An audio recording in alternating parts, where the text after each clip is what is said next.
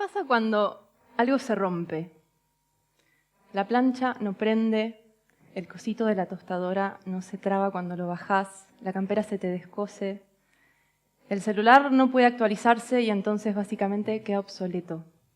Son historias tan comunes como tristes. Y si ustedes son como yo, cuando un objeto se les rompe, lo que hacen es ponerlo en un rincón de sus casas, como si fuera una nota mental de que vamos a ocuparnos de reparar este objeto. Y entonces lo que pasa es que pasan muchos meses en los que por alguna razón no logramos ni siquiera empezar. A veces no sabemos a dónde llevarlos, no tenemos tiempo de ocuparnos, sospechamos que repararlos puede costar más caro que comprarlos nuevos, pero a la vez nos da pena tirarlos, ¿no? Es como hay una voz del sentido común que nos dice que no puede estar bien descartar todo un aparato por una pequeña falla. Y a la vez muchos de nosotros tenemos este registro, este recuerdo de que antes las cosas duraban más tiempo, ¿no? Mi mamá, por ejemplo, tuvo una heladera que le duró más de 30 años y a mí me cuesta muchísimo que un celular me dure más de 2. Y esta dificultad para reparar las cosas es más que una sensación. Encontramos con que muchos de los aparatos que tenemos hoy no tienen tornillos a la vista, por ejemplo. Están sellados, no podemos ni siquiera abrirlos. No conseguimos repuestos, los fabricantes nos dejan completamente solos el día después del final de la garantía. Básicamente vemos que hay muchos objetos que no están diseñados para poder ser reparados. Y tampoco están diseñados para poder ser reciclados. Básicamente, muchas de las cosas que consumimos hoy no están hechas pensando en su ciclo de vida completo. Y esto es un problema de diseño, pero a la vez no es accidental, no es una mala praxis de un diseñador. Responde a una estrategia, responde a un modelo de consumo que surgió alrededor de la década del 30, en el cual básicamente se propuso intentar resolver una recesión a través de un modelo de consumo lineal de crecimiento ilimitado, ¿no? Y para lograr esto era necesario que hubiera mucha demanda en permanente crecimiento, ¿no? Y sostenida en el tiempo. Y para lograr esta demanda un poco apareció este concepto de deliberadamente acotar la vida útil de las cosas, de diseñar las cosas a propósito con una fecha de vencimiento determinada en objetos que por ahí antes no la tenían. Objetos empezaron a ser diseñados para no poder ser reparados, para tener que descartarse y reemplazarse, o incluso para ser percibidos como objetos obsoletos y generar una sensación de que es necesario recambiarlos. Es lo que conocemos como obsolescencia programada. Y más o menos alrededor de la misma época apareció otra idea desopilante, que fue la idea de lo descartable. La idea de que ítems que antes teníamos uno y duraba para toda la vida, de golpe podían volverse artículos que usábamos una sola vez y tirábamos con esta libertad, ¿no? Y esta idea un poco se presentó como una manera en la que podíamos ahorrarnos tiempo y esfuerzo, ¿no? Comodidad, practicidad. Ya no hace falta todo ese trabajo de lavar, cuidar un objeto, devolverlo, envases retornables, reutilizar las cosas, repararlas para que duren más tiempo. Y esta idea de lo descartable, con el correr de los años, un poco se aplicó a muchísimas cosas. Muchísimas cosas de nuestra vida cotidiana funcionan con esta lógica. Y en definitiva nos permiten ahorrarnos tiempo, ¿no? Podemos ahorrarnos el tiempo de tener que lavar un cubierto reutilizable y podemos usar uno descartable y tirarlo. Podemos ahorrarnos el tiempo de tener que lavar y cortar una verdura nosotros mismos, que ya viene en un envase biodegradable bastante perfecto, que conocemos como cáscara. Y también podemos ahorrarnos el tiempo de tener que encontrar la manera de reparar algo que se rompe, porque en definitiva tal vez va a resultar más barato reemplazarlo por uno nuevo. El tema es que si bien todas estas cosas hoy tal vez nos ahorran algo de tiempo, la pregunta es, ¿estamos ahorrando tiempo a costa de qué? Y lo que resulta que sucede es que un poco hay costos que no están entrando en la ecuación. como que hay mucho que no vemos, ¿no? Quienes vivimos en ciudades, por ejemplo, en general, no vemos cómo es la extracción de recursos naturales con los que están hechas las cosas. Tampoco vemos cómo son las condiciones de trabajo en las que personas producen esas cosas que compramos. Y tampoco vemos cómo es esa disposición final, ¿no? A dónde van a parar todas esas cosas que nosotros descartamos. Es como que todo esto sucede muy lejos de nosotros y nosotros no siempre somos conscientes de esto. A veces para nosotros es como si las cosas nacieran en una góndola y desaparecieran de la faz del planeta el día que las sacamos de nuestras casas. Pero el punto es que no estamos pagando el costo real que tiene este consumo. Hay un impacto que no estamos contemplando en la ecuación. Y esto un poco es un problema. Hoy sabemos que tenemos un problema. Sabemos que estamos generando una cantidad de residuos absolutamente desmedida a una velocidad muy grande y lo cierto es que no sabemos todavía muy bien cómo resolverlo. En distintos lugares del mundo se acumulan montañas de residuos que todavía no sabemos muy bien cómo vamos a tratar. Y a la vez sabemos también que estamos consumiendo recursos naturales a una velocidad mucho mayor a la que tardan en regenerarse. También todo este consumo implica demanda de energía, que también impacta sobre el ambiente. Y un poco hay un consenso científico bastante amplio de que esto es insostenible, ¿no? Es una situación de desequilibrio. Pero a la vez la sensación es que no estamos reaccionando, ¿no? Pareciera que nada cambia, o sea, ya sabemos que esto es así y aún así pareciera que todo sigue igual. Y creo que ante problemas como este, no sé cómo se sienten ustedes, pero yo suelo sentirme muy angustiada y frustrada, muy pequeña, impotente y a veces incluso resignada. Y por ahí muchos de ustedes piensan que claramente un problema como este nos excede, o sea, recae por encima de nosotros. Y sin duda, gran parte de la responsabilidad por este problema recae en fabricantes y en gobiernos. Sin duda necesitamos leyes que obliguen a los fabricantes básicamente a hacer las cosas bien, ¿no? A pensar en el ciclo de vida completo de sus productos, a tratar de regenerar los recursos naturales que consumen y también hacerse cargo de los residuos que resultan de sus productos. Lamentablemente todas estas leyes no estarían sucediendo a la velocidad a la que las necesitamos. Nuestros legisladores no estarían reaccionando y las empresas que producen estos objetos tampoco estarían reaccionando ante una oportunidad de ser responsables, ¿no? de actuar de una manera responsable con el ambiente. Y frente a problemas como este siento que siempre caemos como en una especie de círculo vicioso donde pareciera que la responsabilidad rueda y no termina de caer en ningún lado, ¿no? Es como que nosotros no podemos ser consumidores más responsables porque muchas veces no tenemos opciones. Y a la vez los fabricantes no tienen mucho apuro en ofrecernos mejores alternativas, ni hay leyes que los obliguen a hacerlo, porque lo cierto es que tampoco pareciera haber una masa crítica de consumidores que lo estemos demandando. Entonces, ¿cómo se sale de este círculo vicioso? Y tal vez una manera sea que todos asumamos como un rol de mayor responsabilidad. Responsabilidad por aquello que sí nos toca, ¿no? Porque si lo piensan, en definitiva, para los fabricantes, el cliente somos nosotros. Y para legisladores, el votante somos nosotros.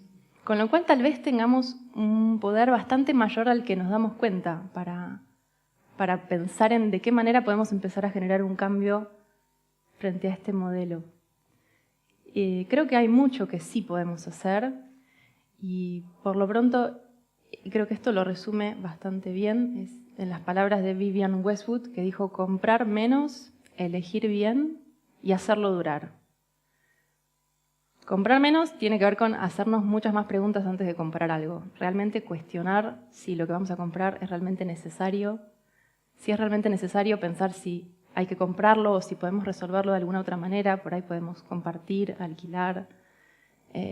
Elegir bien tiene que ver con investigar, hacer un trabajo de investigación antes de comprar algo, tratar de elegir a marcas que estén haciendo las cosas lo mejor posible, elegir cosas que estén diseñadas para durar, cosas que puedan repararse.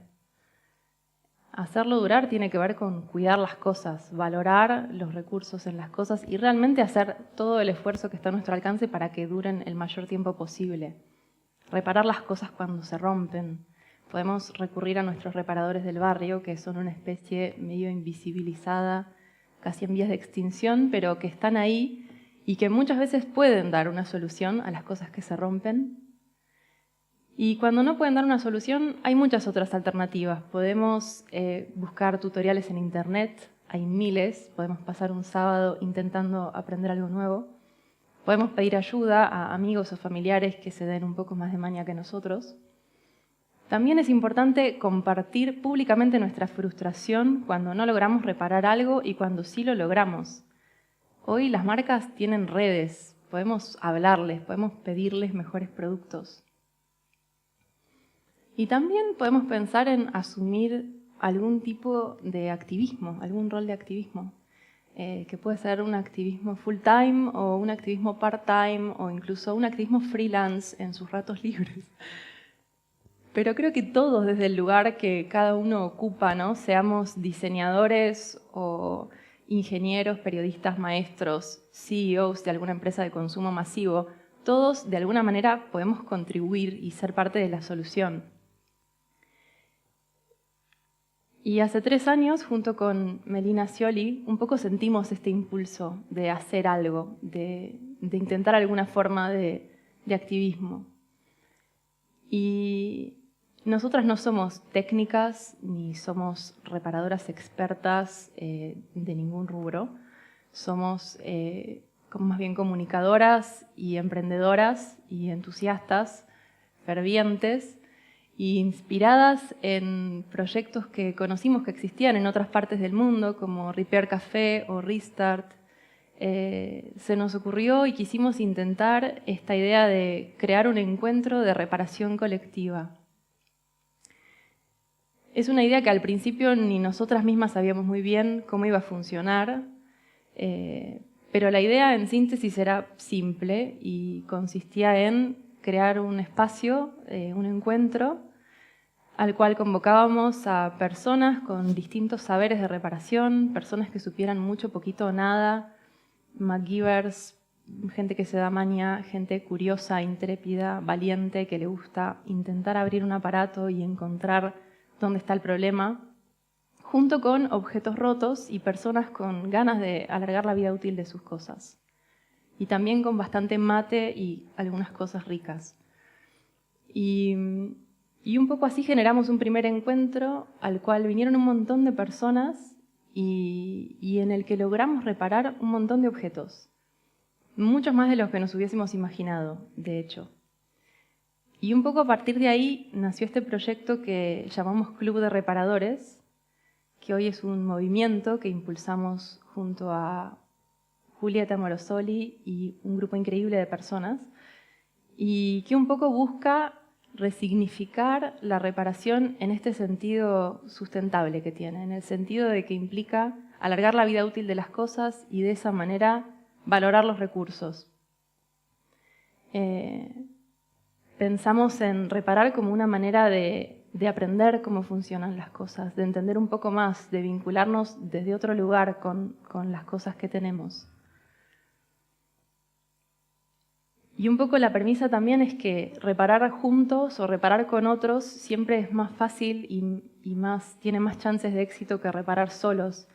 Hay muchas reparaciones que a una obsolescencia mediante son bastante posibles si tenemos al lado a la herramienta correcta y a una persona que lo haya hecho antes y que básicamente nos dé ánimo para intentarlo. Y además sucede que muchas veces algo puede resultar más caro reparar que reemplazar porque la ecuación económica está rota, pero eso no significa que esa reparación sea imposible. Y entonces en espacios donde la colaboración puede dar respuesta a esa reparación, podemos lograr reparar un montón de objetos que por ahí no tendrían una solución por otra vía. también desde la reparación nos pusimos a pensar cómo es nuestra relación con aquellas cosas que son imperfectas, que por ahí que estuvieron dañadas y fueron reparadas y que muestran algún tipo de cicatriz. Cómo nos relacionamos con un parche o con una reparación imperfecta y cómo eso y ese acto de habernos involucrado en reparar ese objeto puede convertirlo en algo incluso más lindo y más valioso que un objeto nuevo. Y también pensamos en cómo el acto de ponernos nosotros a reparar nosotros mismos las cosas, de alguna manera nos reivindica como dueños de nuestros objetos, en vez de como simples usuarios o rehenes de los fabricantes, ¿no? Y la verdad es que reparar cosas hoy es re difícil. Los desafíos son enormes. Efectivamente, muchas cosas están diseñadas para que sea muy difícil repararlas y muchas veces requiere el trabajo de varias personas y varias horas de dedicación. Y aún así, a veces no lo logramos, pero muchas otras veces sí lo logramos. Y esas veces que lo logramos y esa sensación de lograr reparar un objeto es una sensación de triunfo y de victoria que realmente les recomiendo. Es como una sensación muy enorme, es casi desproporcionada. Es como que va mucho más allá del objeto que reparamos. Es casi como una victoria frente a todo este modelo de consumo que no solo sabemos que no es sostenible, sino que también empezamos a sospechar que tampoco nos hace tan felices. Y Club de Reparadores está por cumplir 3 años en los que organizamos más de 45 encuentros de reparación en más de 3 provincias de Argentina y más de 10 encuentros en Uruguay. Y por estos encuentros pasaron casi 3.000 personas y logramos reparar más de 2.000 objetos. Y si bien son números que nos enorgullecen un montón, si miramos este impacto en términos cuantitativos, no es gigante, ¿no? No estamos moviendo la aguja ni resolviendo este problema. Pero si lo miramos en términos cualitativos y pensamos en cada una de las personas que pasó por el club y en las historias detrás de cada uno de esos objetos que reparamos, ahí sí sentimos que el impacto que tenemos es mucho más valioso. Y también quizás si hubiese muchísimos más clubes de reparadores o encuentros de reparación, no solo lograríamos prevenir una cantidad enorme de residuos y reparar muchas más cosas, sino que también lograríamos crear una masa crítica mayor de consumidores responsables que no estamos dispuestos a resignarnos y seguir descartando sin parar las cosas. Hay veces que nos escribe gente al Club de Reparadores y nos pregunta ¿y qué reparan? Y es una pregunta que nosotros también nos hacemos y a veces nos preguntamos si estamos reparando planchas y mini pimmers y auriculares o será que lo que estamos reparando de alguna manera pasa por otro lado. Y creemos que tal vez más importante aún que reparar los objetos en sí sea la idea de reparar nuestra relación con las cosas y de esa manera reparar también nuestra relación con los recursos naturales y con las personas. Gracias.